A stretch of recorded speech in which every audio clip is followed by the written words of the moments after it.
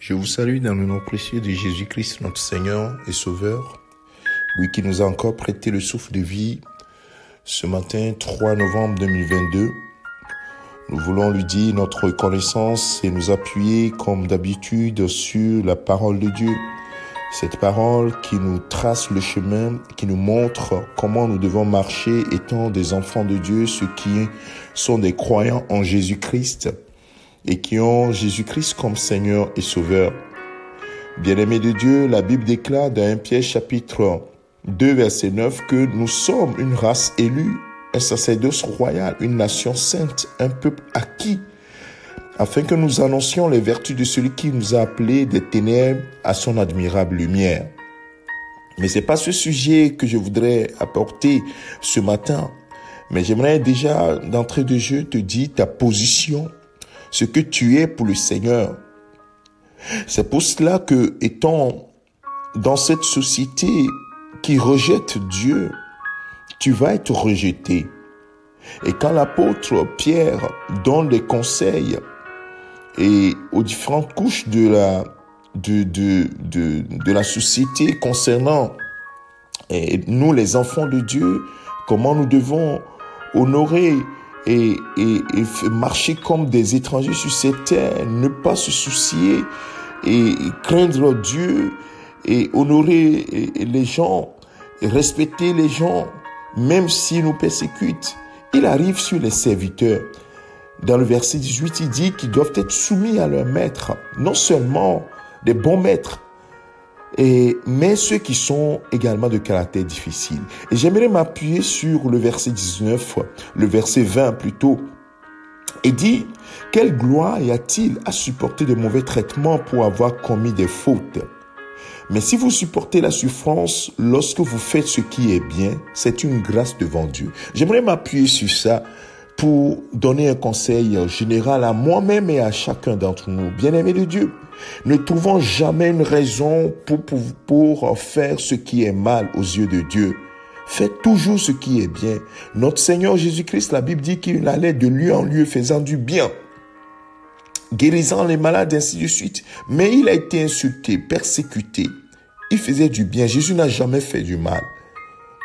Et si notre Seigneur a été rejeté par le monde, il a été persécuté par le monde, il faut que tu saches qu'il nous a laissé les mêmes façons de faire. Ou bien, non seulement il nous a sauvés, mais on nous traitera de la même manière.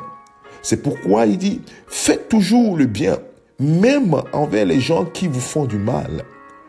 C'est pourquoi l'apôtre Pierre dit, mais quelle gloire y a-t-il à supporter les mauvais traitements pour avoir commis des fautes? Si vous faites des choses mauvaises et qu'on vous traite mal, il n'y a pas de raison de s'affliger.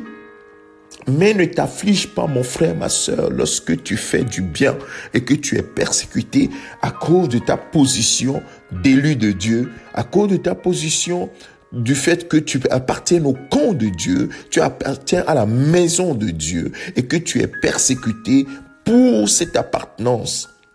Cela doit être pour toi comme une grâce devant Dieu. Une grâce devant Dieu. Tu es en train de suivre les traces de ton Seigneur. Bien-aimé de Dieu, la Bible dit quelque part que ceux qui veulent marcher pieusement seront persécutés. Bien-aimé, c'est le propre d'un enfant de Dieu.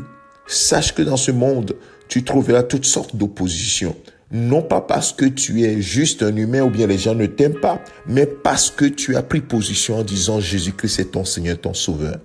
Alors mon frère, ma sœur, le conseil ce matin, c'est de supporter la souffrance, même lorsque tu fais du bien. Et surtout lorsque tu fais du bien et que tu es persécuté. Parce que c'est devant Dieu, c'est une grâce. Parce que tu ressembles à ton Seigneur. Est-ce que quelqu'un entend cela ce matin? Quelqu'un veut changer son attitude ce matin, quelqu'un veut changer son attitude ce matin. Tu trouves toujours une raison de pouvoir rembourser un coup, n'est-ce pas? Bien-aimé, ton Seigneur ne l'a pas fait. La Bible dit qu'il était comme une brebis muette.